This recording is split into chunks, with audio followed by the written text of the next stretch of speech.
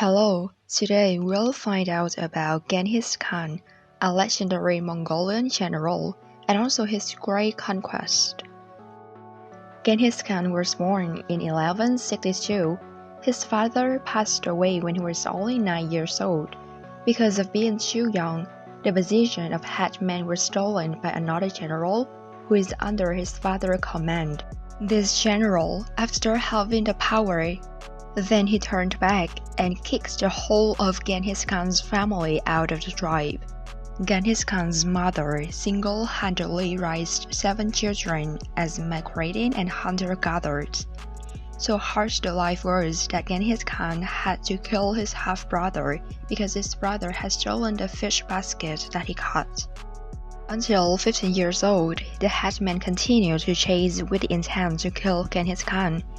He had no way but to let his family run away, and he himself accepted to be captured and become a slave. With his acumen, he found that there were still many people who were loyal to his family. Genghis Khan found a way to associate with them and escape conveniently. Later, with the help of his father's old friend, Genghis Khan successfully built a strong army, and it was too large and strong that the old friend had to send troops for controlling it, but then still failed and were destroyed outright. At the age of 28, Genghis Khan unified several tribes and controlled a quite large territory. Until he was 44, he unified the entire Mongolian steppe and was considered Dahan, which means the king of the whole world. From that, he began to conquer foreign countries. At that time, Genghis Khan built an army that was considered as the strongest and the most powerful army in the world. At that time, whenever he went, people all were defeated.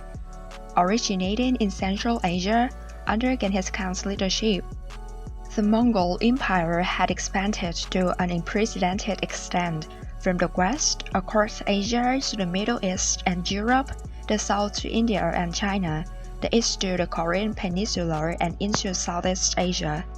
However, his life ended in vain.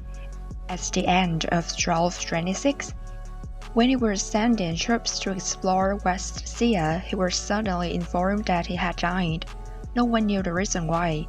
Some people guessed that he was poisoned. However, there is one thing that is much more mysterious than his death.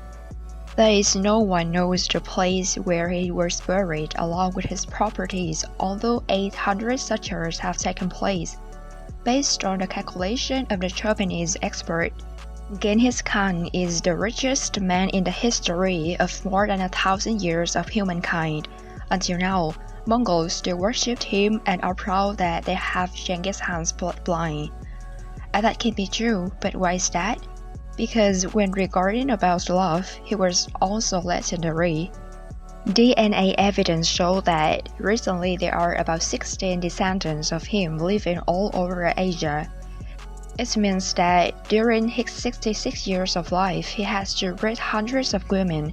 It sounds terrible, but it is very convincing. Because of tradition, one tribe or region was defeated, he and his soldiers used the women there as trophies.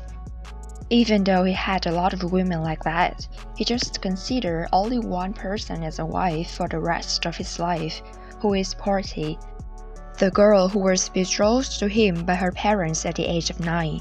She was kidnapped for 8 months. When she returned, she gave birth to a child. Although everyone suspected that the child was the kid of the kidnapper, he still didn't care. He considered the baby as his eldest son, and when he died, he still divided his assets equally as the rest. There's one more reason why his descendants are numerous. That is because his terrible procreation ability was passed on to his descendants.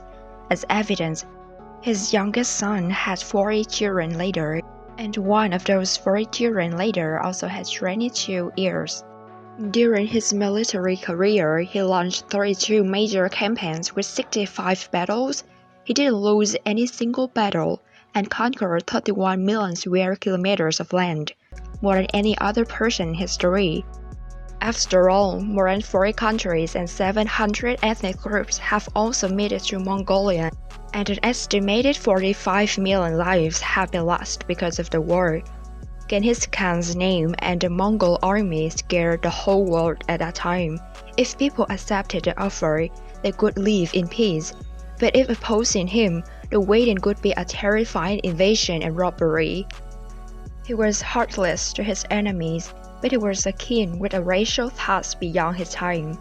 He realized democracy very early and was the only king at that time to establish the religion. Every time he invaded new territory, he could suppress the higher class, raise the intellectual class, and promote trade and military development. In the use of troops, he used talented people, not necessarily blood relatives like the kings of the past. As a result, his military force grew stronger and more loyal. It can be said that he is the most talented but also the most brutal king in human history. No one can deny that he was the one who unified the Mongol Empire and proudly redrawn the map of the world. But the price for this was countless bloodshed. So far, determining whether he is great or evil depends on the perspective of posterity. Thanks for watching the video. Goodbye and see you later.